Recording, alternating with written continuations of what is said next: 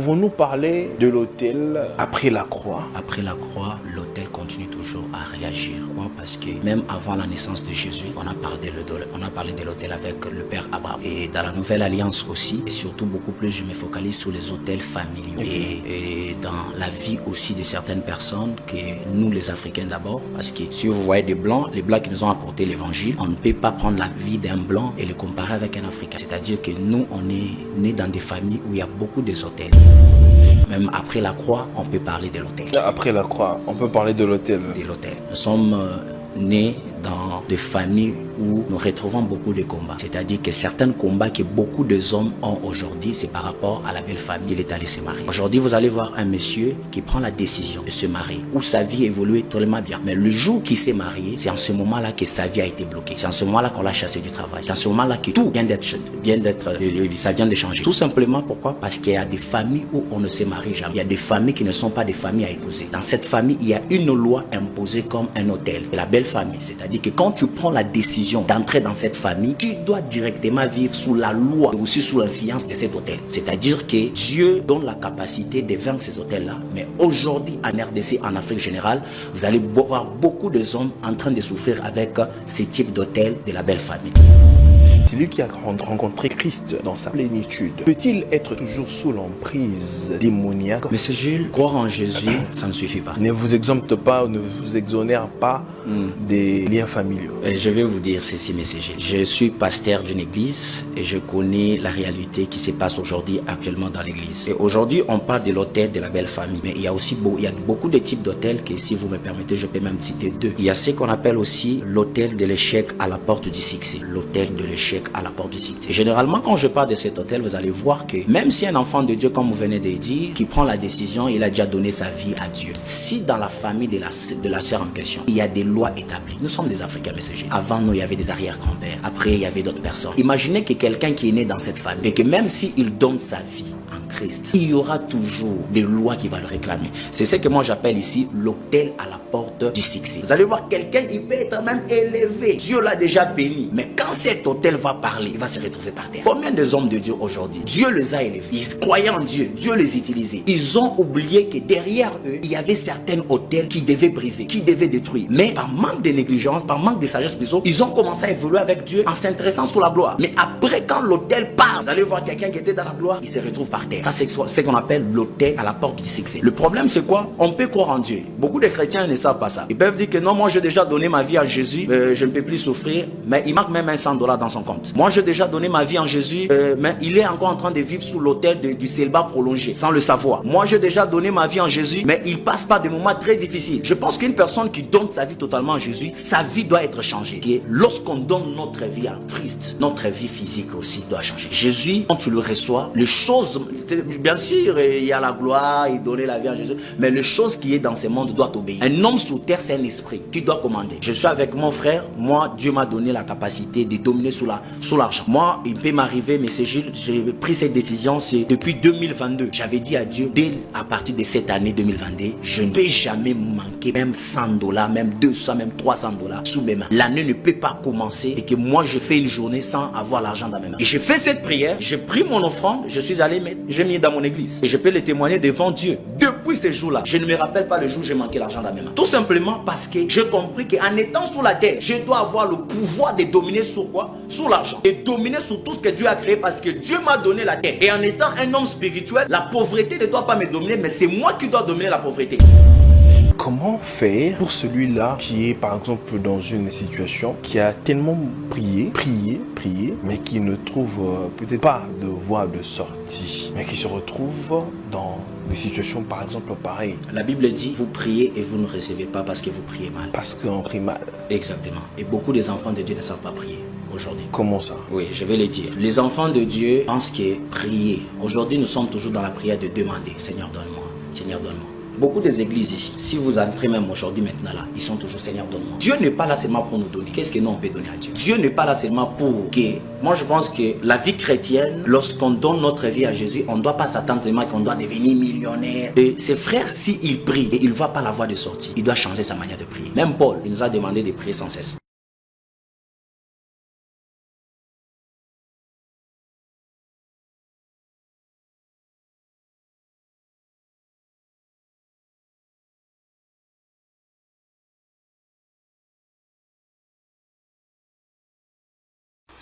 Mesdames et messieurs, très chers téléspectateurs, bienvenue à ce nouveau numéro de votre émission. Bonjour ou encore bonsoir. De partout où vous nous suivez aujourd'hui, je suis très heureux parce que vous avez fait un bon choix de suivre, de suivre Congo Buzz, la chaîne de la Nouvelle République, et de suivre votre émission que vous aimez, que vous chérissez tant. Vous êtes très nombreux à devoir nous suivre. Vous êtes en Europe, vous êtes aux États-Unis, vous êtes en Afrique ou encore en Asie. Vous nécessitez de nous soutenir ou encore de marquer votre présence. Une manière pour vous de continuer toujours à soutenir cette œuvre, c'est de vous abonner ainsi que de partager le lien à tous ceux qui n'en ont pas. Alors, je reçois pour vous un homme de Dieu. Il a toujours été avec nous, il est là et il sera toujours pour apporter la parole de Dieu sur cette grande émission. Lui, c'est le prophète Franck qui nous fait honneur d'être avec nous et qui je dis bonjour et bienvenue, prophète Franck. Bonjour, monsieur Gilles. Tout va bien? Ça va très bien par la grâce de Dieu. C'est ma couleur préférée, hein. La cravate là, en tout cas, j'aime beaucoup la couleur rouge. Wow. C'est super. Merci beaucoup. Très bien. Alors, prophète Franck, comment se passe l'œuvre du Seigneur ici ainsi que à Lubumbashi? Je sais que vous avez eu une œuvre de l'autre côté là-bas. Tout évolue bien. Oui, l'église, l'œuvre de Dieu, je pense tout ça se passe très bien par la grâce de Dieu. Que ce soit l'église de Lubumbashi et aussi notre église de Paris. Le Seigneur nous soutient vraiment, on continue à tenir. Ah, très bien. J'avais d'ailleurs oublié l'œuvre de Paris. Exactement. Alors, prophète Franck, servir, être dans le ministère ou encore être dans le sacerdoce, est-ce facile ou bien c'est un travail aussi difficile? Bon, je peux dire que être dans le ministère, ce n'est pas facile, surtout de servir Dieu. Il faut s'attendre aux épreuves, aux réalités, parce que servir Dieu c'est bien, mais il faut aussi s'attendre que servir Dieu n'est pas facile. C'est tellement difficile. Il y a des moments où tu ne pourras pas faire des choses comme tout le monde. Il y a des moments où tu dois te sacrifier, tu dois être dans la prière, tu dois supporter les épreuves. Donc je ne peux pas dire que servir Dieu c'est facile, je peux dire que c'est un peu difficile. Mais avec le Saint-Esprit, on essaie de tenir. Alors vous, dans votre peau en tant que prophète, autrefois, on ne voyait pas tant de prophètes comme on retrouve aujourd'hui en RDC ou encore à Kinshasa. Parce qu'il y a aussi beaucoup de farfelus, il y a beaucoup d'aventuriers. Comment vous vous sentez dans votre peau de prophète quand vous voyez des bévues, des dérapages de certaines personnes qui s'appellent prophètes? Vous vous sentez toujours fier de vous appeler prophète, de continuer à servir Dieu dans ce désordre, dans cette marmaille? Bon, selon la Bible dit « Je mettrai la différence entre ce qui me sert et ce qui ne me sert pas ». C'est-à-dire que nous sommes dans un temps où il y a beaucoup de faux que de vrais. Et servir aussi Dieu dans cette même génération, pour moi, ça va toujours m'encourager parce que on reconnaît un vrai prophète, c'est par ses fruits, par sa manière d'être, par aussi le miracle que Dieu fait avec lui. Je pense que avec le mouvement qui se passe actuellement dans l'église, il y a beaucoup de faux à gauche, à droite. C'est pas facile, ben c'est Dieu qui met la différence. C'est Dieu qui met la différence. Mais la différence se place ou bien la différence se situe au niveau de la divinité ou bien dans la manière de faire, dans la manière de travailler? Je peux dire à tous les deux niveaux, au niveau de la divinité et aussi au niveau de notre manière de faire. Parce que Dieu peut te donner une grâce, mais si tu ne sais pas te comporter, tu ne sais pas gérer certaines choses, on peut te traiter d'info. C'est-à-dire que même être serviteur de Dieu, il faut avoir des comportements, des caractères pour gérer les brebis. Je pense que Dieu nous fait grâce en fonction de la grâce, et la grâce la demande aussi la manière que nous devons gérer ça. Ça demande la manière dont l'homme, avec ses capacités, de pouvoir aussi gérer la chose. Très bien. Mesdames et messieurs, très chers téléspectateurs, nous ouvrons directement notre émission. Je reçois pour vous le prophète Franck Mouteba. Nous allons traiter d'un sujet, je demanderai l'attention de tout le monde. Si vous êtes en train de faire quelque chose, je vous demanderai de vous arrêter un moment, un instant, parce que nous allons toucher des points très importants qui touchent l'Église, qui touchent la famille, qui touchent le croyant. Il est un homme de Dieu, il est prophète. Alors, Dieu met les qualités à chaque homme de Dieu, à chaque serviteur de Dieu. Si nous appelons le prophète Franck, c'est pour éclairer sur certains sujets, passer le message aux autres et prenez place pour devoir suivre cette émission avec une attention assez particulière. Nous parlons de l'hôtel de famille. Parce que vous allez vous poser la question, qu'est-ce qu'on veut encore dire aujourd'hui au regard de ce thème? Nous en parlons en long large de tout ce qu'il y a dans la famille, de tout ce qui se passe dans la vie chrétienne en rapport avec la spiritualité, ou encore avec le spirituel. Prophète Franck, nous parlons de l'hôtel de famille. De la belle famille. De la belle famille. Permettez, excusez. J'aimerais d'abord que vous puissiez nous définir et nous expliquer c'est quoi un hôtel. Alors Dieu, selon la Bible, l'autel signifie seulement un lien en forme de table pour sacrifier à une divinité. C'est-à-dire que l'autel, c'est un lieu où on met le sacrifice pour invoquer la présence de Dieu ou peut-être pour donner le diable un sacrifice. C'est-à-dire que l'autel, d'une manière simple, selon la parole de Dieu, c'est un lieu en forme de table pour sacrifier à une divinité. C'est pour sacrifier à une divinité, que ce soit Dieu ou bien voilà, Satan, les esprits d'une certaine façon. Alors, parce que nous parlons de l'hôtel de la belle famille, ici, il y a deux entités. Il y a le grand esprit qui est Dieu, et il y a aussi les esprits Satan et voilà, et ses démons d'une certaine façon. Alors, nous avons deux alliances, nous avons l'ancien ainsi que l'ancienne alliance et la nouvelle alliance. Dans la chrétienté aujourd'hui, dans la nouvelle alliance, pouvons-nous parler de l'autel après la croix? Moi, je pense que après la croix, l'autel continue toujours à réagir.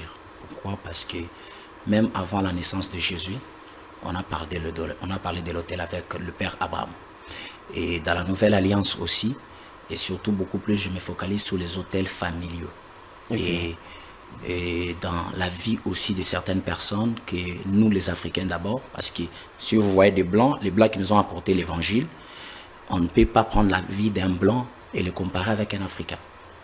C'est-à-dire que nous, on est nés dans des familles où il y a beaucoup des autels. Si vous regardez dans le 1900 et quelques, Dieu n'existait pas ici. On adorait des choses, des statues et tout. C'est-à-dire que malgré que Jésus était, exactement, malgré que Jésus était déjà venu, mais le peuple africain était encore dans la distraction. C'est-à-dire qu'il fallait qu'un blanc puisse venir pour nous prêcher de Jésus.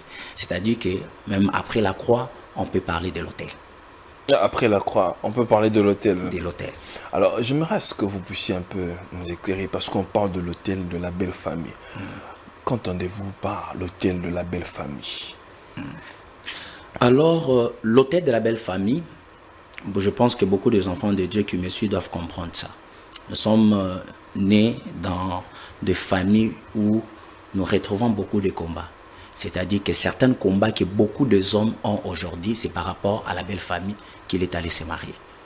Aujourd'hui, vous allez voir un monsieur qui prend la décision de se marier, où sa vie évolue tellement bien. Mais le jour qu'il s'est marié, c'est en ce moment-là que sa vie a été bloquée. C'est en ce moment-là qu'on l'a chassé du travail. C'est en ce moment-là que tout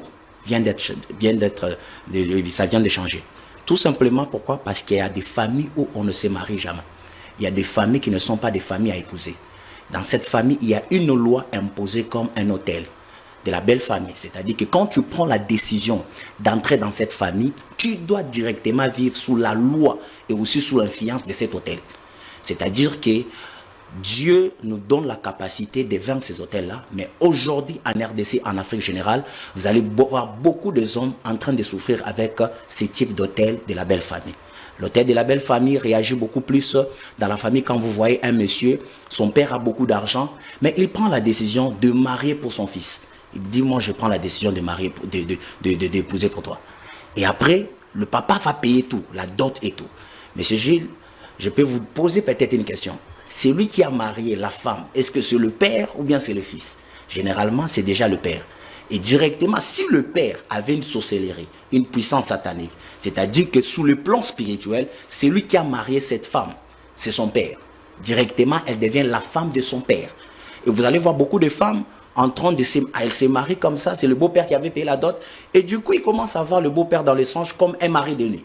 Tout simplement pourquoi la personne qui a payé la dot, c'est justement qui? Le père à ton mari. Et ça, c'est ce qu'on appelle l'autel de la belle famille. Alors, prophète, parce que vous dites, vous donnez un exemple de ce père qui veut marier pour son fils une femme. Parce que, prenons seulement dans la coutume ou bien dans la manière de vivre des Louba, on prend le Kasaï, quoi. Naturellement, le père, s'il a les moyens, il marie pour ses fils, les femmes. Et dans le cas, ici, par exemple, que le père est saint, dans le sens que c'est une bonne personne, son âme est saine, et il n'y a absolument rien.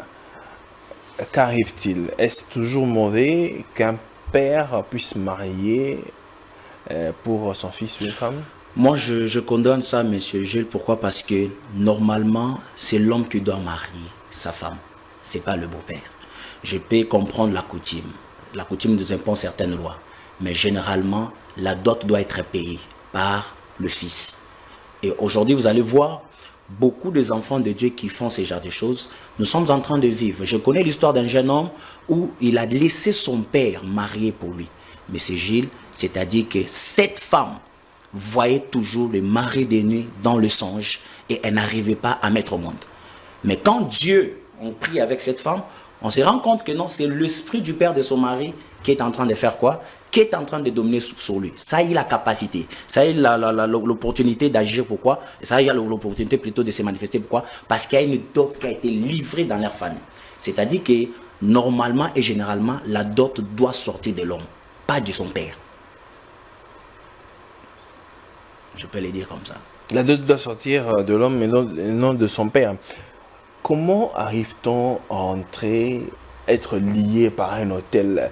C'est de manière volontaire qu'on en arrive, ou bien il y a une manière volontaire? On arrive à entrer sur l'autel, je pense aussi c'est par manque de révélation. Monsieur Gilles, il y a beaucoup de femmes sur cette terre. Mais vous allez voir certains hommes qui n'ont pas su à savoir la volonté de Dieu, parce que le mariage, c'est pas la vie. Le mariage fait partie de la vie. Quelqu'un peut bien se marier, il a encore la vie. Mais quelqu'un peut mal se marier, il perd la vie. C'est-à-dire que si vous voyez beaucoup de jeunes aujourd'hui, beaucoup des enfants de Dieu, qui partent se marier sans savoir la révélation de cette famille. Je vous l'ai dit au début qu'il y a des familles qui ne sont pas des familles à entrer. Il y a dans certaines familles, le grand-père était chef coutumier. Il a déjà établi un hôtel en disant que dans cette famille, celui qui osera marier mon enfant doit souffrir de cette manière. Il y a des familles où le père, il a déjà sacrifié sa propre fille en disant que ma fille, c'est mon héritage, c'est une princesse dans le monde spirituel. Mais toi, un frère chrétien, tu t'élèves, tu dis non, je vais aller marier cette sœur. Directement, tu deviens sous cette loi et cet hôtel aura l'influence sur toi. Je vous raconte une petite histoire. Un jeune homme croise une sœur en route et lui dit ma sœur je t'aime et tout. Vous voyez les jeunes de Kinshasa. Et après quelques temps, il part avec la sœur, il fait ce qu'il devait faire. La nuit pendant qu'il dort, il voit le père de cette femme en train de dire que donc toi tu as pris le sang que moi j'étais en train de chercher. Attends, tu vas voir. Il prend un marteau, il frappe. Quand le frère se réveille, il est devenu avec. La puissance de l'autel de la belle famille. Cela veut dire que ça peut aussi nous affecter par manque de révélation. Ça peut nous toucher par manque de savoir. Donc pour entrer dans certaines familles, il faut avoir la capacité de connaître l'histoire familiale de cette famille pour avoir la capacité de vaincre ça. Et aussi... Alors, ça. Prophète Franck, j'aime bien ce que vous dites. Elles sont profondes. Mais observons un peu une chose. On parlait de ce frère qui est allé rencontrer une sœur qui, par exemple, prie dans une même église.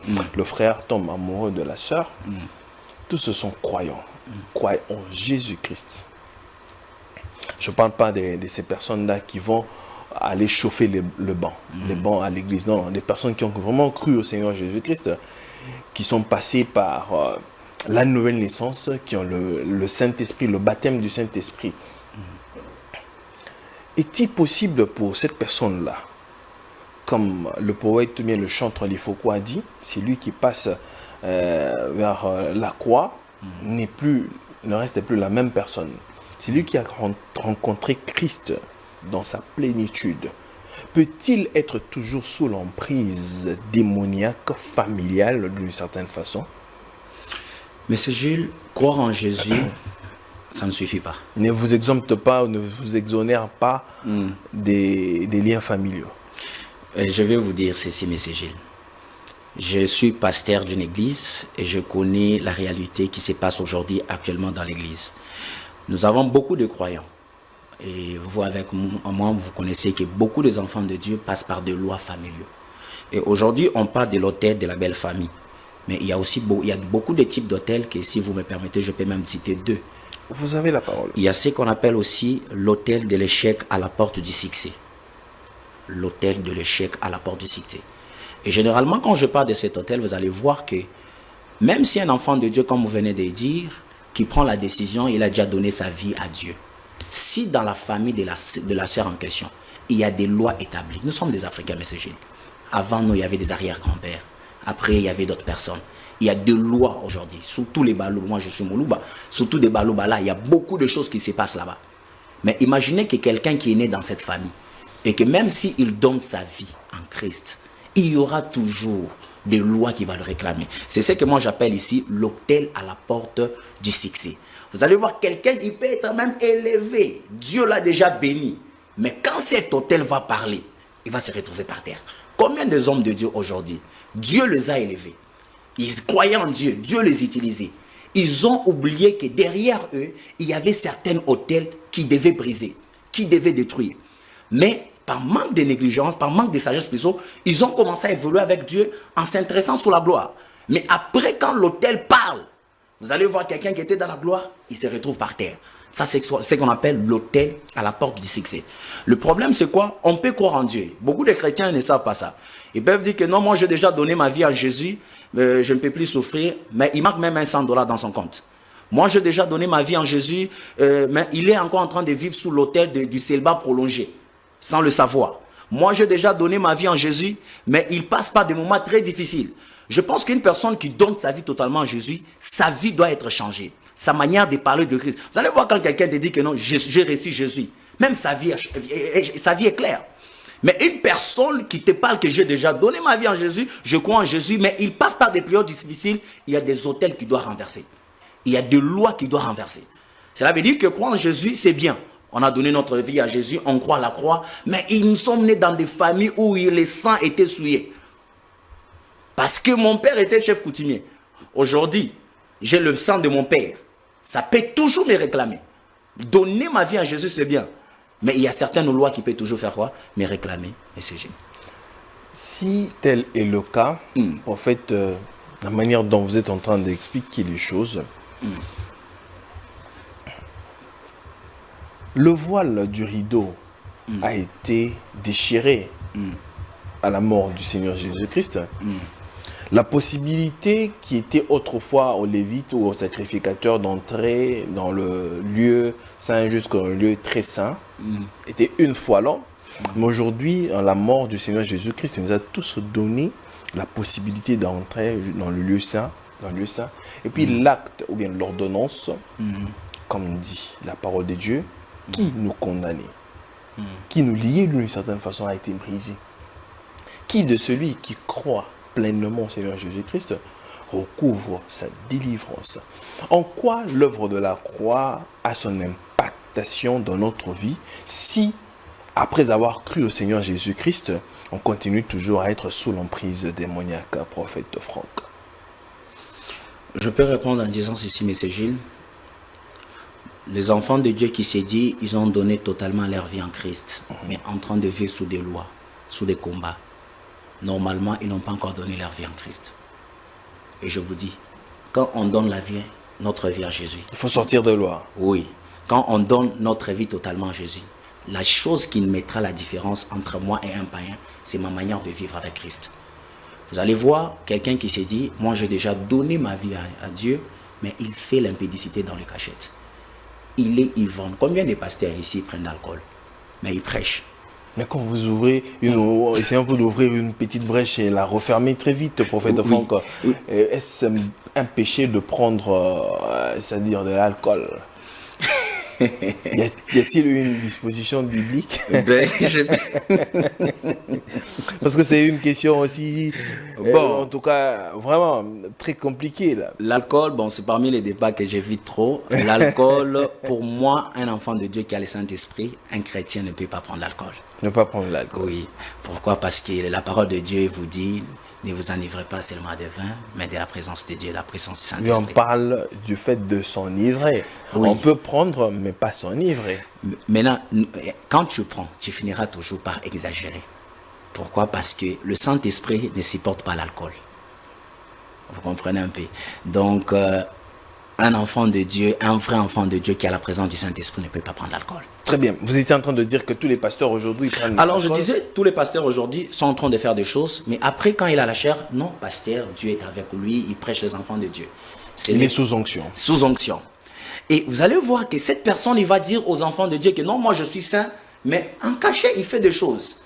Et cette personne-là, vous ne pouvez jamais me dire que non, sa vie doit être changée. Je ne peux pas accepter parce qu'il doit vivre sous les lois. Combien moi je suis pasteur, mais je suis né dans une famille où il y a beaucoup de lois, beaucoup de hommes de Dieu, mais je connais ce qu'on appelle l'autel de la belle famille. L'autel de la belle famille peut humilier. Papa, je l'ai écouté.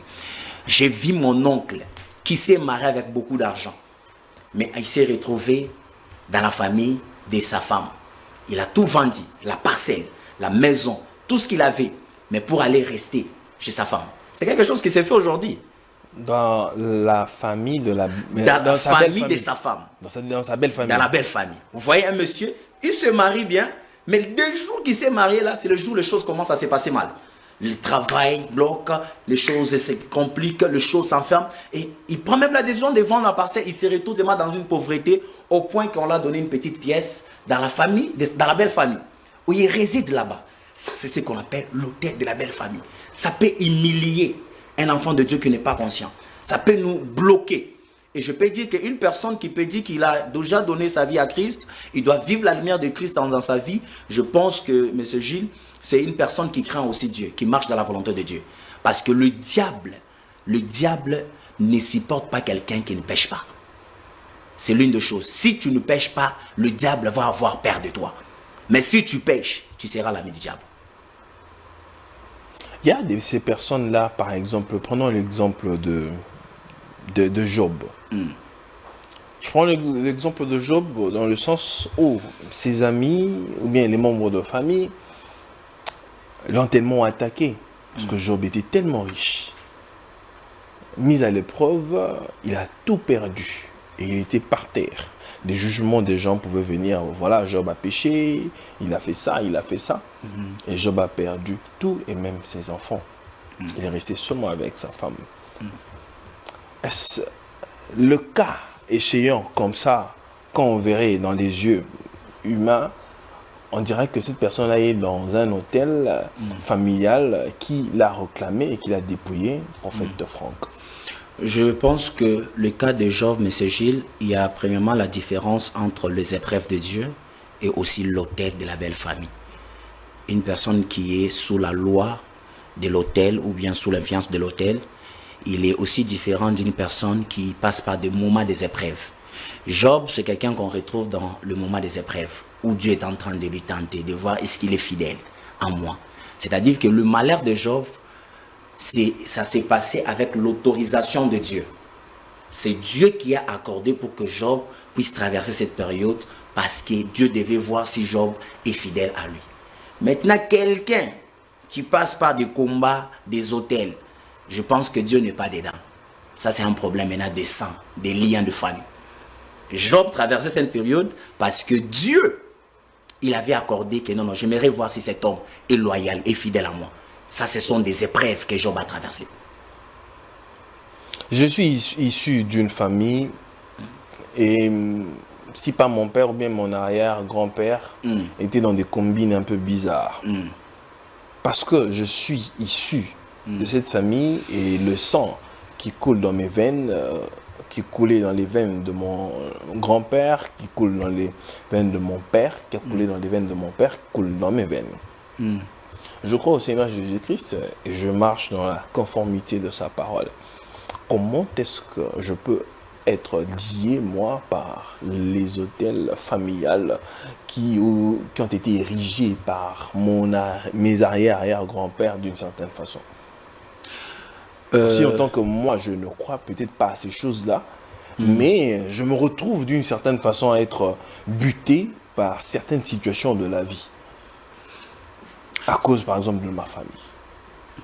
Est-ce que vous savez qu'il y a certaines personnes, aujourd'hui, ils sont en train de vivre certains combats, mais ce n'est pas lui qui est responsable de ça. C'est-à-dire, la personne qui avait péché, c'est quelqu'un d'autre. Mais celui qui subit, c'est quelqu'un d'autre. Même dans la Bible, c'est lui qui a mangé les raisins, c'est l'autre. C'est-à-dire que l'une des choses qui fera en sorte que vous puissiez être sous l'influence de cet autel, c'est en fonction du sang. Pourquoi? Une personne qui est née dans une famille où son père était polygame, son grand-père était polygame, même si vous ne devenez pas polygame, votre enfant finira peut-être par devenir polygame. C'est à propos du sang. C'est un lien, c'est le sang. Je prends l'exemple de David. Nous connaissons tous la génération de David, là où David vient, là où il y a David et son père et tout. Si vous regardez bien dans cette tribu-là, il y avait un problème de sang. Et tous, ils avaient un combat du sang, l'impudicité. Ou arrivé au point que Juda est allé pécher. Quand il part pécher, il est allé faire des choses avec sa belle-fille. Mais quand il a fini avec sa belle-fille, Juda même a laissé même le bâton de la royauté. Il est parti. Mais quelques années plus tard, normalement le roi devait naître dans le tribu de Juda. À cause de ça, le roi n'est plus venu dans le tribu de Juda, mais le roi est parti dans le tribu de Benjamin. Quelques années plus tard, David qui vient aussi du côté de ces gens, après quelques temps plus tard, on retrouve David avec la femme Bécheba. David avec le même combat. Je peux dire que quand vous voyez les gens, la famille de David, vous allez voir qu'il y a un combat de sang, de génération à génération. C'est-à-dire que c'est lui qui avait commencé ce combat-là, c'est quelqu'un d'autre. Mais ça fait en sorte que moi qui viens de naître aussi, je suis sur ça. Mais l'une des façons qui fera en sorte que je ne puisse pas être sous cette loi, c'est ma manière de prier et aussi de savoir. Vous tous, vous connaissez le prophète Joël Francis Tatou. Vous connaissez qu'en 2018, beaucoup de gens n'aimaient pas le prophète Joël Francis Tatou. Beaucoup de gens ne supportaient même pas son nom. Il y a récemment que je suis tombé sur une vidéo de lui en train de dire qu'il y avait même des pays où on ne lui supportait même pas. Il y avait même des églises où on ne pourra même pas l'inviter. Il y avait même des émissions, il prêche comme ici, je suis en train de prêcher, mais après quelqu'un, le responsable appelle, enlevez ce type-là, c'est un féticheur. Mais le jour lui-même en train d'expliquer que quand il est allé prier, Dieu a dit, le problème ce n'est pas les gens, le problème ce sont les autels familiaux que tu as. Mais c'est Gilles, on peut blaguer avec tout, mais pas avec les autels familiaux. Ça détruit la vie de beaucoup des enfants de Dieu. Dans lui étant un homme de Dieu puissant, avec un don authentique qui manifeste Christ, mais il était lié par des autels. Lié par des autels familiaux du côté de son père. Vous regardez un peu. Moi, je ne pense pas que toutes ces choses-là, ça dépend en fonction de l'onction qu'on a. Je connais des hommes de Dieu, mais c'est Gilles, il prophétise, il prêche. Mais la stérilité dans sa maison. Mais il prie pour d'autres personnes. Ils ont des enfants. Mais lui-même là, la stérilité dans sa maison. Il fait des miracles, recevez d'enfants. Les enfants viennent. Pourquoi? Dans sa famille là, quelqu'un d'autre avait ces problèmes-là. Peut-être son père aussi avait suivi les mêmes problèmes. C'est pour ça que je ne peux pas aussi finir pour parler, si je ne touche pas aussi ce qu'on appelle la malédiction générationnelle, parce que ça part aussi dans le même cadre. Avant d'arriver là, prophète Franck, prenons l'exemple de l'apôtre Paul. L'apôtre Paul avait une bosse derrière son dos. Il a tant prié pour que Dieu puisse lui enlever ça. Que dire? Ça veut dire que c'était un autel familial ou bien un autel de sang par lequel l'apôtre Paul a subi, subissait ça. Bon, apôtre Paul, lui, je pense qu'il y a Isaïe qui a Boutamanango, en fait. Il y a des maladies qu'on a eues par rapport à une circonstance. Mais il y a aussi d'autres personnes qui sont nées avec ça. Et Dieu, je pense que c'était aussi la volonté de Dieu parce que Dieu voulait voir cet homme de Dieu lui servir dans cet état. Mais c'est différent avec le prophète Franck que vous voyez peut-être aujourd'hui et après-demain, vous voyez quelque chose m'est sorti. Et puis je vous dis tout ça, c'est qui vient de m'arriver. Mon grand-père aussi avait ça, ça vient aussi de m'arriver. Peut-être n'a commis polygame, je refais ça d'abord au nom de Jésus. Hein? N'a commis peut-être polygame. C'est un péché d'être polygame. Bon, oui, mais selon moi, c'est un péché. Ça doit être selon la parole de Dieu ou bien selon... Même selon la parole de Dieu, la polygame n'est pas... Je pense que c'est un sujet qu'on va devoir aborder prochainement. Très bien. Donc après quelques temps, vous apprenez ça. Et après quelques temps, vous apprenez que mon père aussi était comme ça. Je pense que ça, je ne peux pas accepter. Mais si Dieu a permis que je puisse naître avec un problème, mais il me dit que dans cette maladie, j'aimerais que tu me sers avec ça. Là, je peux comprendre. Pour une personne qui est en train de vivre quelque chose que son père avait aussi vécu, sa grand-mère avait aussi vécu ça, sa arrière-grand-mère avait aussi passé par là. Là, je ne peux pas accepter. J'ai vu une famille, M. Gilles, tout le monde était diabétique. Tout le monde, maman diabétique, petite soeur diabétique, grande soeur diabétique. Mais il y avait un homme de Dieu qui est aussi mon frère. Lorsqu'il a su que dans notre famille, il y a un problème de la santé de tel diabétique, lui, il a dit, moi, je dis non à cette maladie. Ça ne lui a jamais touché. J'ai dit, l'une des choses que nous, les enfants de Dieu, nous devons faire, c'est refuser les hôtels familiales dans notre vie et aussi dans nos familles, dans la vie aussi de nos enfants. Vous avez dit une chose qui a captivé mon attention. Vous avez dit comment quelqu'un qui dit qu'il prie, mais qui n'a même pas $100 dans son compte, quelqu'un qui dit qu'il prie, mais qui est en train de battre de l'aile pour se marier, quelqu'un qui dit qu'il prie, qui n'arrive pas à élever au fait sa tête d'une certaine façon.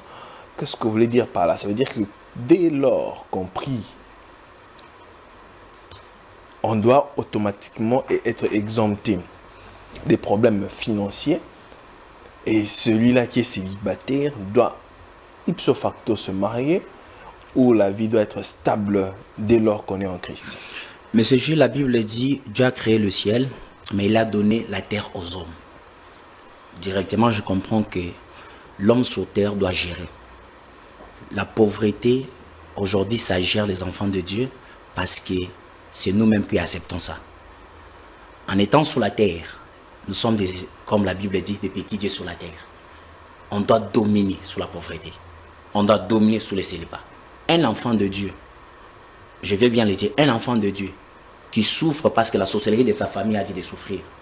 Et un enfant de Dieu qui passe par des moments des épreuves, c'est deux personnes différentes.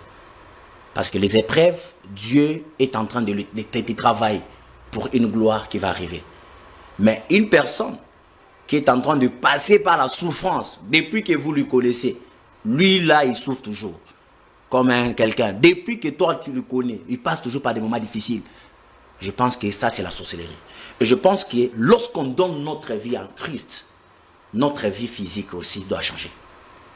Jésus, quand tu le reçois, les choses, bien sûr, il y a la gloire, il donnait la vie à Jésus, mais les choses qui est dans ce monde doivent obéir.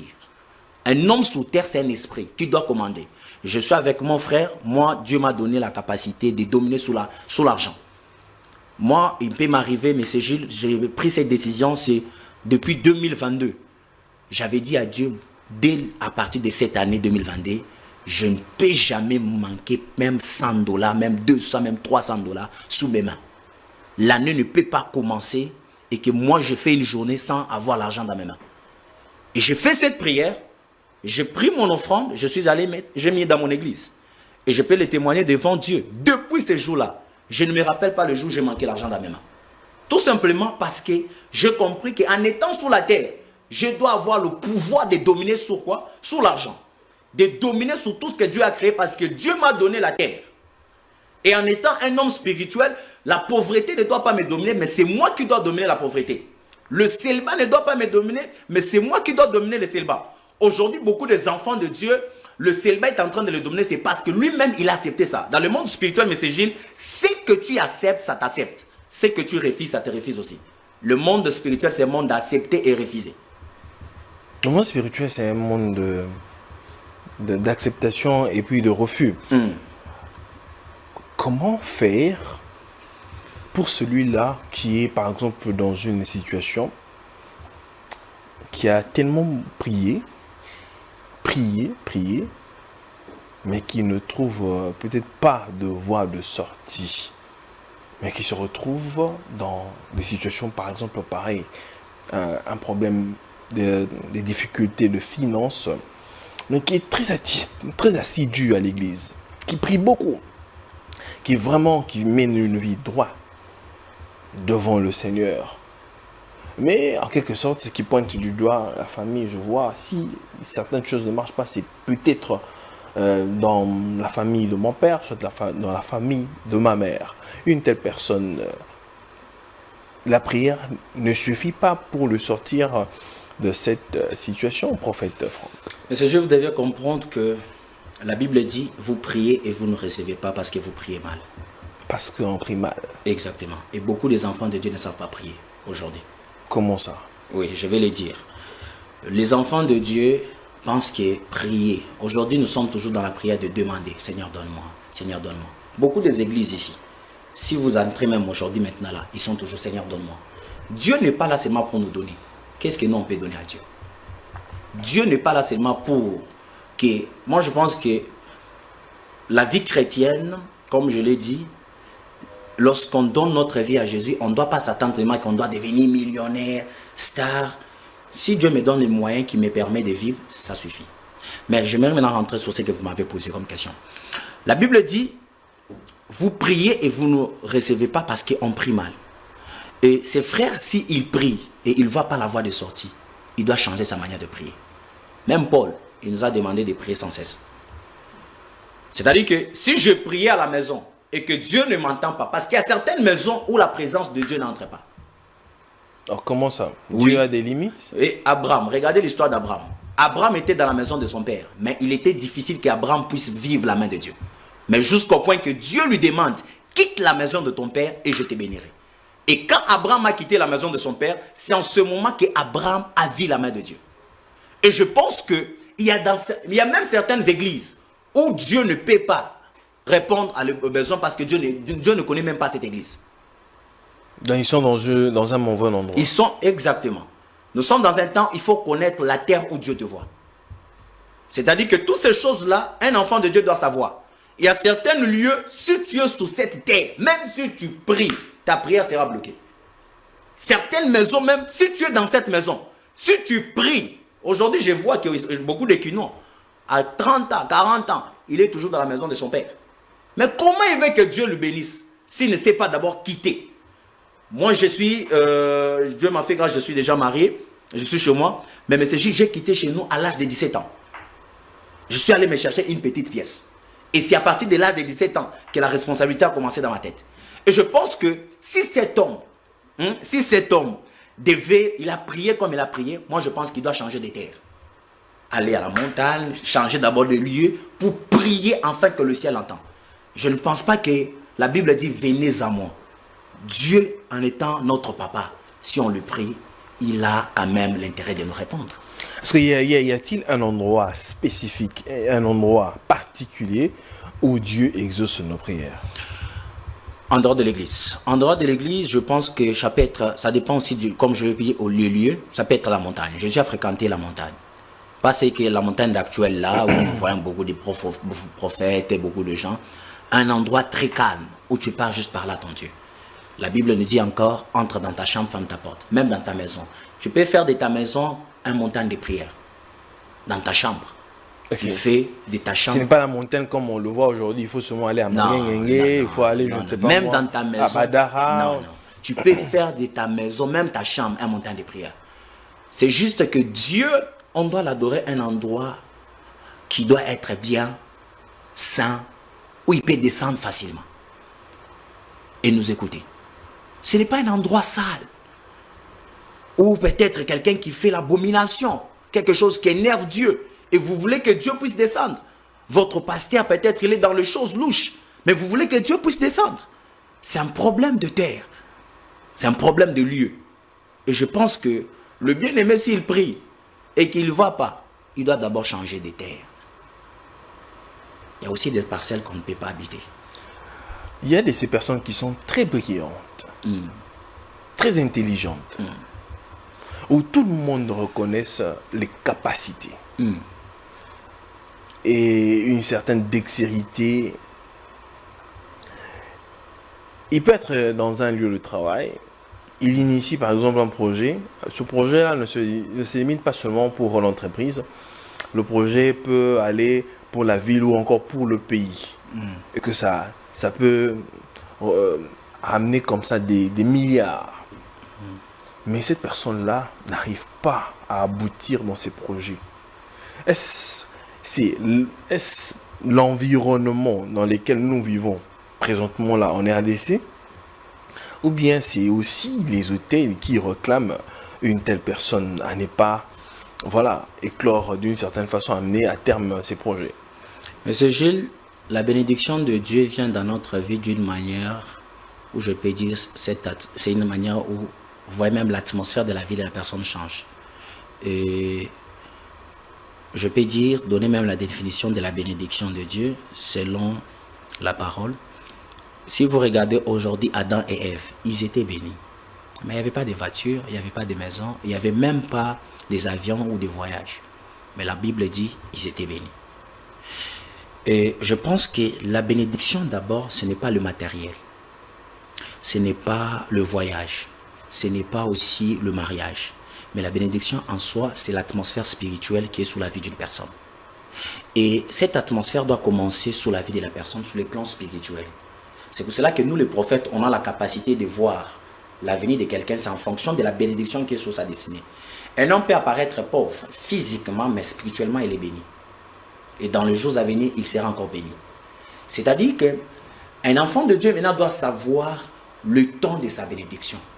Parce que nous tous ici, Dieu ne nous bénira jamais le même jour, le même heure, moko. Donc Dieu nous bénit, chacun de nous, en fonction de son temps. Maintenant, quelqu'un qui est en train de s'embrouiller sans savoir le temps de sa bénédiction, il peut traiter même que son père est sorcier. Je vous ai dit tout à l'heure que la bénédiction d'un homme fonctionne avec le temps. Et aussi, un enfant de Dieu qui prie et qui ne voit pas, il doit savoir peut-être c'est Dieu qui n'a pas permis dans ce temps. Maintenant, il y a aussi des relations. Il y a aussi des amis qui marchent avec ce qu'on appelle la malédiction. Si je peux définir que la bénédiction, c'est l'atmosphère spirituelle qui est sous la vie d'une personne, je peux aussi définir la malédiction comme l'atmosphère spirituelle qui est aussi sous la vie de certaines personnes. Est-ce que vous savez qu'il y a certaines amies, le jour où tu as connu cette personne, c'est le jour où ta vie commence tu commences un peu à souffrir. C'est-à-dire que si tu es avec lui, tu as toujours envie de prendre l'alcool. Si tu es avec lui, tu as envie d'aller chercher des femmes. Si tu es avec lui, tu as envie d'aller faire quoi que ce soit. Et quand il n'est pas là, tu es bien avec Dieu. Mais cette amie-là, si elle est à côté de toi, tu as vraiment envie de faire des choses. Son atmosphère n'est pas bonne. Il t'influence négativement. Exactement. Peut-être il ne peut pas t'influencer par rapport à ce qui t'est dit, mais il y a une atmosphère sous le plan spirituel qui te couvre et qui t'amène toujours sur cette voie-là. Et je pense qu'en tant qu'enfant de Dieu, nous devons savoir des amis qu'on doit fréquenter. Parce que si on ne sait pas mettre la différence, aussi dans nos relations amicales, nous pouvons marcher avec nos ennemis de demain. Parce que les amis que tu peux appeler aujourd'hui, amis, demain il peut te décevoir. Alors il faut savoir, même dans des relations amicales, est-ce que celui-ci, Dieu me va avec lui ou pas? Alors, prophète Franck, comment arriver à sortir de ce gouffre, de cette situation? Quelle est la voie de sortie réellement? Parce que Dieu est réel. Dieu est réel pour une personne qui ne trouve pas d'issue, qui se retrouve dans ce cas de l'hôtel de la belle famille, quelqu'un qui avait, par exemple, qui essaye d'initier des choses d'une certaine façon, mais qui ne se retrouve pas.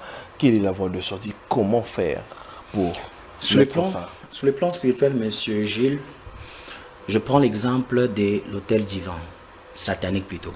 Quand vous voyez un sorcier aller dans le monde spirituel, il va aller peut-être prendre une offrande. Peut-être ils vont demander un sacrifice. Le sacrifice là, ça peut être le sacrifice humain. Vous voyez quelqu'un prend, non, nous allons sacrifier peut-être 4 bébés pour que cet autel puisse peser dans cette famille.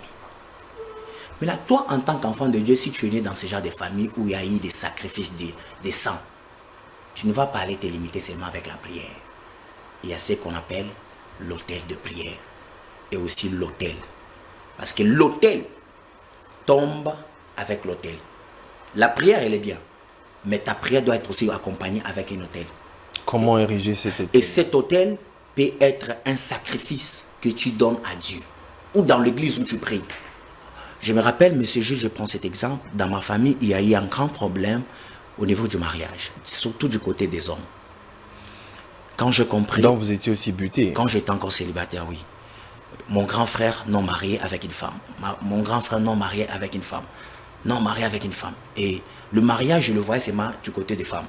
Mais du côté des hommes, c'était difficile que nous les hommes, on se marie. Mais quand j'ai compris ça, j'ai dit non. Je trouve qu'il y a un autel diabolique ici. Et je me rappelle, j'avais réuni tout le monde dans la famille. J'ai dit qu'on va faire un programme de prière de jeûne. On a prié pendant 3 jours. Chacun de nous a pris une petite offrande. On a payé des chaises. On a prié. On a dit, il y a des chaises qu'on paye ici. On va aller offrir ça dans une église qu'on ne connaît même pas. Mais que Dieu se souvient de nous. Quand on a pris les chaises, on est allé donner. C'était moi la première personne qui est allée se marier. Et après moi, mon grand frère s'est marié aussi récemment.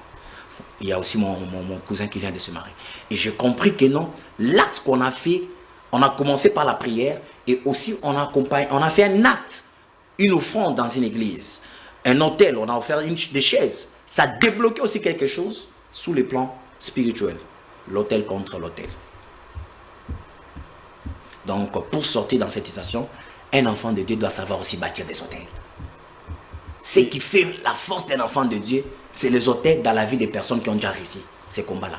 Est-ce que la meilleure manière de sortir, parce que vous avez eu une certaine inspiration, c'est la seule issue de sortie, c'est de bâtir un hôtel, comme vous avez dit, de payer par exemple des chaises et d'offrir à eux une église. Alors si quelqu'un d'autre veut sortir, par exemple, d'une situation financière qui lui fait tellement mal à la tête, quelqu'un qui, par exemple, qui a eu une famille, mais qui se bat corps et âme, qui ne trouve pas d'issue, alors quelle est la voie de sortie pour lui? Il faudrait qu'il fasse seulement comme le prophète Franck vient de le dire. Non, le prophète Franck était inspiré par Dieu. Donc lui aussi doit être inspiré par Dieu, mais je peux quand même aider. Pour sortir dans cette situation-là, il faut savoir que l'argent a des oreilles. Ou bien il faut beaucoup prier, des jeunes pas question de prier. C'est pas n'importe quelle prière. Moi, je suis un homme, je pratique le sacerdoce et je crois au sacerdoce. Mais prophète, ouvrons un peu une petite parenthèse. Aujourd'hui, on fait prier tellement les gens dans les églises. Les gens perdent même leur voix. Mais il n'y a toujours pas de changement. Les gens maigrissent comme vous n'avez pas idée. Mais qu'est-ce qui se passe au fait? Il n'y a toujours pas de changement. C'est quoi? Mais c'est Gilles, le problème avec Dieu, c'est pas crier. C'est qu'on voit aujourd'hui les jeunes en train de crier, se faire mal. Moi, il y a longtemps que j'ai d'abord laissé les problèmes des jeunes là. Depuis que je me suis marié d'abord, je me concentre, je prie, Dieu me fait grâce. Mais j'ai beaucoup gêné aussi dans mon passé. C'est-à-dire que pour que Dieu entende notre prière, on n'a pas besoin de crier. C'est le cœur qui va parler. On n'a pas aussi besoin de jeûner. Le jeûne peut être obligé parce qu'il y a des esprits. Pour avoir la capacité de dominer sur ces esprits-là, tu dois être en jeûne. Et ça demande une inspiration. Bon, Jésus lui-même l'a fait. Il a dit ces genres d'esprits sortent que par le jeûne et prière. C'est-à-dire qu'il y a certains esprits. Pour les vaincre dans une famille, tu dois être dans l'état de jeûne. Pourquoi? Paul dit, je traite mon corps durement pour que mon esprit soit fort. C'est-à-dire que quand aujourd'hui on jeûne, notre corps devient faible, mais mon esprit devient fort. C'est-à-dire que un enfant de Dieu, je ne peux pas conseiller qu'un enfant de Dieu doit laisser le jeûne. Le jeûne, ça ouvre beaucoup de choses. Ça ouvre le don spirituel, ça donne la puissance à un enfant de Dieu, ça Peut-être quelqu'un ne pourra pas le voir. Mais si tu es devant un sorcier, tu vas maintenant comprendre l'importance du jeûne que tu fais. Comprenez, M. Gilles? Maintenant, pour sortir dans ces problèmes-là, moi je pense qu'un homme ou un enfant de Dieu doit prendre l'autorité sous l'argent. Dieu a créé toutes choses sur cette terre avec la parole. L'argent est dans ce monde. Il faut parler à l'argent. Aux attentes à $100, il faut même la bambou et belé. Na boy pauvreté, na combo. Un enfant de Dieu doit être dans la prière inspirée. Pas seulement on a dit prier, prier, prier. Et après, il n'y a rien. Les pasteurs endormissent les gens d'une certaine façon. Il y a des pasteurs qui font ça, il y a aussi d'autres qui ne font pas ça, M. Gilles. Mais la majeure partie endormissent les gens. Un enfant de Dieu doit prendre l'autorité sur tout ce que Dieu a créé sur cette terre. Parce que la Bible dit l'argent vient de Dieu. L'or et l'argent appartiennent à Dieu. C'est-à-dire qu'un enfant de Dieu doit dominer sur tout ce que Dieu a créé. Ce n'est pas la pauvreté qui commence à imposer un chrétien qui a l'onction. Non, non. Je connais l'histoire d'un homme de Dieu, M. Gilles. Il demandait à Dieu que Dieu lui donne l'argent pour qu'il puisse faire une croisade aux États-Unis. Il a prié pendant une semaine, 2 semaines dans la maison. Regardez ce que Dieu a fait. À côté, il y avait une banque. Les bandits sont venus pour entrer et voler les choses dans la banque. Tant que banque et tout, ils sont partis. Ils ont oublié une sac par terre. Un chien, il est passé par là, il a pris le sac. Il s'est dirigé sous la porte du monsieur qui était en train de prier à Dieu. Seigneur, donne-moi l'argent pour que je puisse faire le croisade. Il a déposé l'argent et il a tapé avec sa tête au niveau de la porte. Le monsieur coupe après en pensant qu'il y a quelqu'un qui toque. Mais quand il sort comme ça, l'argent devant la porte. Non, ça vient du diable. En tout cas, c'est grave. Il a pris l'argent, il l'a mis dans la maison. Croisade de Simbi. Il a donné même le témoignage. C'est-à-dire que un enfant de Dieu qui prie avec la foi, l'assurance, et il prend le pouvoir sous l'argent, c'est-à-dire qu'il aura ce qu'il est en train de chercher. Mais celui qui prie, Seigneur, je t'en supplie, Satan peut mettre dans ce cailloca, telle prière qu'il n'a même pas la capacité, l'autorité, l'onction, l'assurance, la foi. Et ça, comment tu veux que même les anges t'accompagnent dans ça? Donc, les gens de prière ou quelqu'un qui est en train de supplier, qui est en train de pleurnicher, ça n'a pas d'efficacité. Ça a l'importance. Il y a la différence entre la prière de supplication. La prière de supplication, c'est la prière qu'on a vu le roi Ézéchias faire. Quand il a ri la prophétie que non, prépare-toi, tu vas bientôt mourir. Il est allé à droite, sur un coin, il est allé supplier Dieu. Dieu écoute. Mais il y a aussi ce que moi je suis beaucoup plus dans la prière d'autorité. Un vrai enfant de Dieu qui doit avoir des choses de ce monde doit faire la prière d'autorité. Il ne doit pas supplier. On supplie Dieu. C'est tout. Les choses que Dieu a créées, Dieu nous a donné ces choses sur cette terre. La seule personne qu'on doit supplier, c'est notre Dieu, c'est tout. Mais dans les choses qui cadrent avec le monde, on doit ordonner. La Bible dit tout pouvoir m'a été déjà donné. Je vais encore demander, supplier pourquoi Dieu m'a donné. C'est pour cela que tu as tout. Il y a aussi un problème de reconnaissance d'identité. C'est ça aussi le problème, M. Gilles. Est-ce que les enfants de Dieu se reconnaissent, au moins reconnaissent leur position qu'ils ont en Christ, ou bien ils ignorent cette position? Bon, je peux dire qu'ils ignorent aussi parce qu'ils ne se connaissent pas encore. Ou bien aussi il y a un problème d'enseignement. Il y a aussi un problème d'enseignement, comme vous venez de le dire. Et s'il y a un enfant de Dieu qu'on l'a appris, c'est comme aujourd'hui, il y a des articles, le droit. Pour bien vivre peut-être ici au Congo, tu dois savoir tes droits. Même aussi aux États-Unis, même en France, tu dois savoir tes droits. Mais beaucoup des enfants de Dieu ne savent pas leurs droits. On se limite seulement sur la prière. Donne, fais-moi grâce. Mais les enfants de Dieu ne connaissent pas leurs droits. Le droit d'un enfant de Dieu sur cette terre, ils ne connaissent pas ça. Mais lui se limite seulement sur la prière. Sur rabababababa, il parle à la langue, c'est tout. Il dit Amen.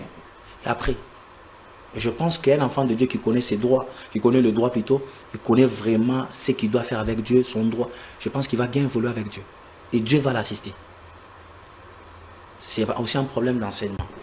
Un problème d'enseignement. Alors, prophète Franck, nous allons devoir chuter à ce sujet. je parie que vous qui nous suivez, vous êtes en train de tirer des leçons. Cette émission n'est pas une émission comme toutes les émissions. Chaque émission a eu certaines particularités. Cette émission, c'est comme une manière de présenter les choses, d'éclairer les enfants de Dieu sur cette question. Et elle a tout son sens.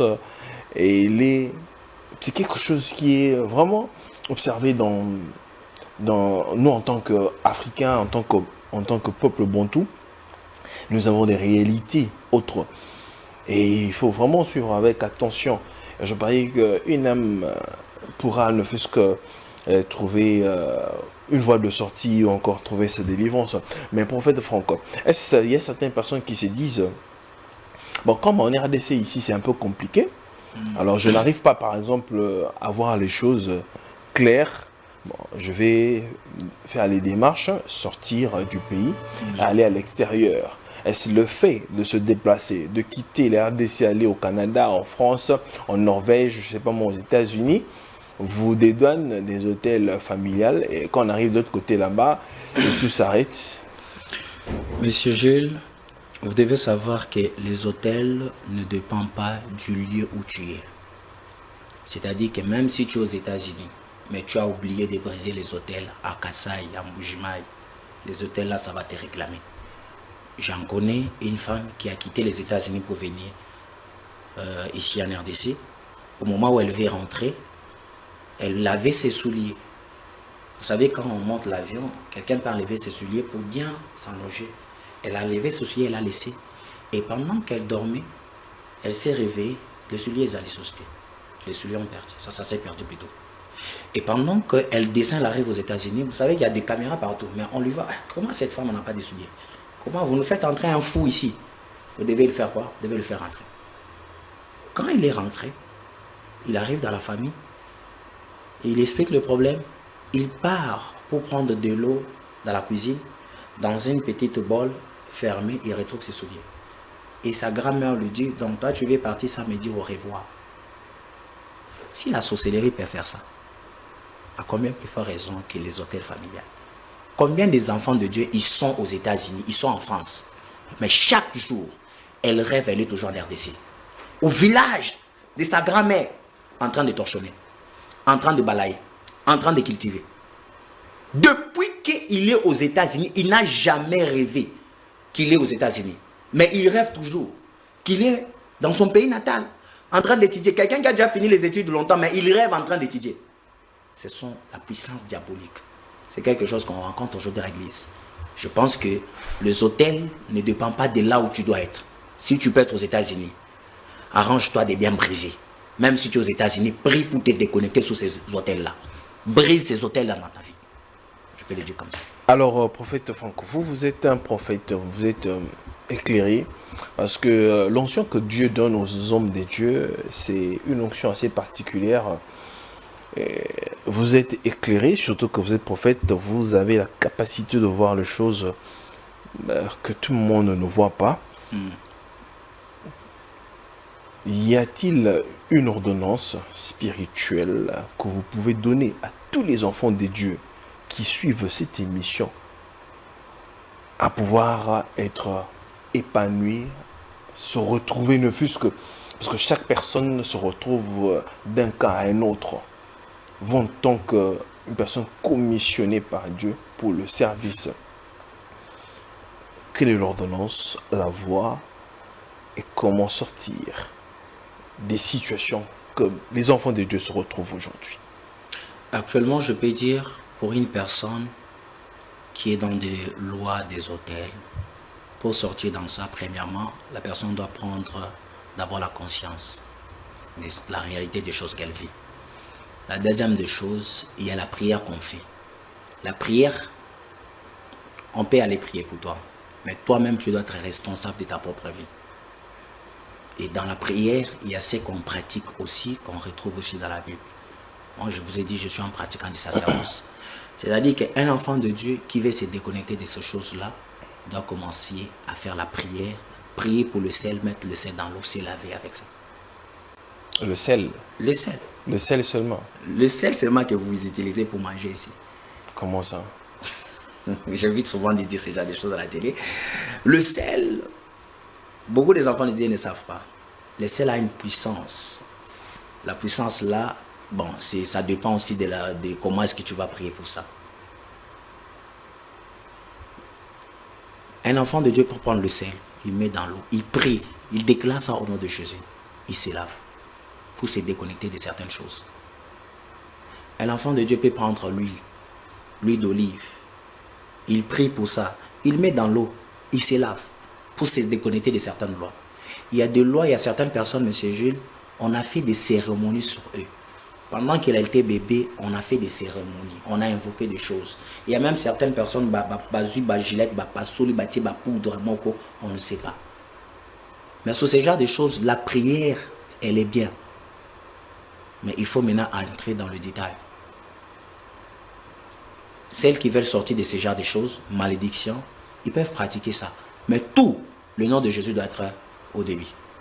Si le nom de Jésus là n'est pas là, donc toi tu vas aller faire autre chose. Maintenant, au niveau de la pauvreté, moi je pense que la pauvreté aussi dépend. Pour être béni, pour que tu sois vraiment béni dans le domaine financier, tu dois aussi être quelqu'un où tes mains doivent être comme ça. Aujourd'hui, moi, l'une des choses que Dieu m'avait dit, Franck, si tu veux que je te bénisse dans le domaine financier, tu dois beaucoup plus te donner dans l'histoire des aides pour les orphelins et tout. Et chaque année, si je donne paix, je fais 3 événements dans une année où je visite des orphelins, je vois des femmes fèves, je donne des choses. Certaines choses sont sur ma page TikTok. Tout simplement, à chaque fois que je fais, par moment, mon argent est beaucoup plus pour ce que certaines personnes vont donner. Je peux me sacrifier. Jusqu'au point que j'ai eu même des problèmes une fois avec ma femme. Elle me dit, non mais toi, comment tu peux prendre tout pour donner? Et à chaque fois que je fais ça, Dieu me bénit d'une manière ou d'une autre. Et je peux être comme ça, je suis juste assis, quelqu'un me dit, ah, j'ai pensé à toi. Dieu m'a béni par la prière que tu as fait. Je te bénis aussi. Donc moi, je mange, c'est la récompense. Il y a bénédiction où tu vas vivre et puis tu vois quelqu'un te dit, Dieu m'a béni à travers toi, je te bénis aussi. Une fois, je l'esquisse peut-être de le dire à la télé, mais G, Dieu m'a béni avec ma première voiture, mais après Dieu me dit encore, donne cette voiture. Et quand je donne, c'était vraiment difficile, ma femme était témoin, c'était vraiment difficile. Ma première voiture, d'abord, ça avait encore des petits soucis et tout. Mais Dieu me dit, prends cette voiture, donne à tel homme de Dieu. Je prends la voiture, je donne. Il s'est passé 2 semaines plus tard, une personne m'appelle depuis Canada. Elle me parle de son problème, et j'ai pris pour son problème, sans s'attendre de rien. Elle part, elle revient dans 3 semaines pour témoigner la grandeur de Dieu. Vous voyez, elle me dit, papa, envoyez-moi juste vos coordonnées et je vais vous bénir. Je me dis, bon, peut-être, ici à Kinshasa, bénir, là, ça peut être $100, 50 €. Et la personne m'envoie un Western Union où il y avait 10 000 $. Et j'étais choqué. Et tout simplement pourquoi? Parce que j'ai aussi appris à bénir d'autres personnes.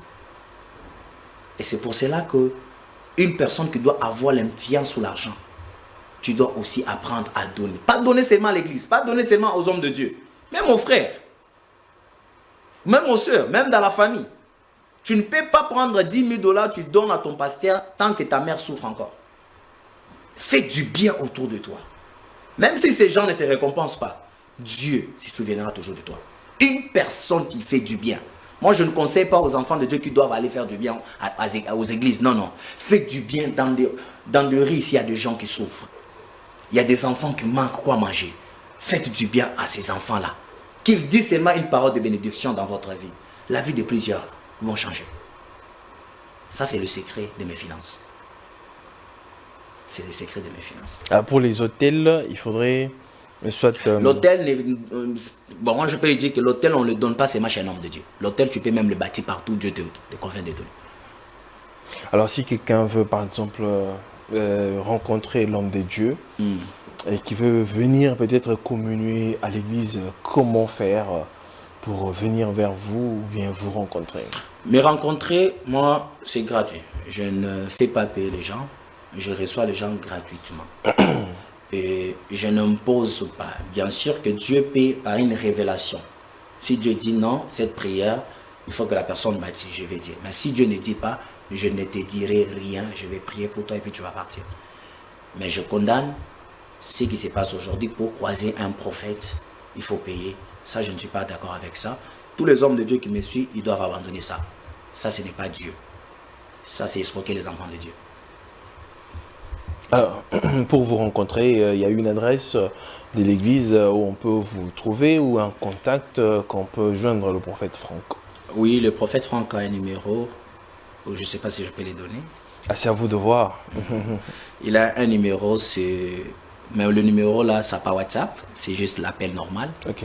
Oui, donc c'est le 0840 40 38 33 à la fin. Ça passe simplement l'appel normal, il n'y a pas WhatsApp. Donc je peux encore le dire. 0840 40 38 33 à la fin. Donc c'est le numéro du prophète Franck. Vous pouvez, personne ne va vous répondre. Oh la secrétaire, oh non. C'est lui-même le prophète qui va vous répondre. Vous allez lui expliquer son problème, il va prier pour vous.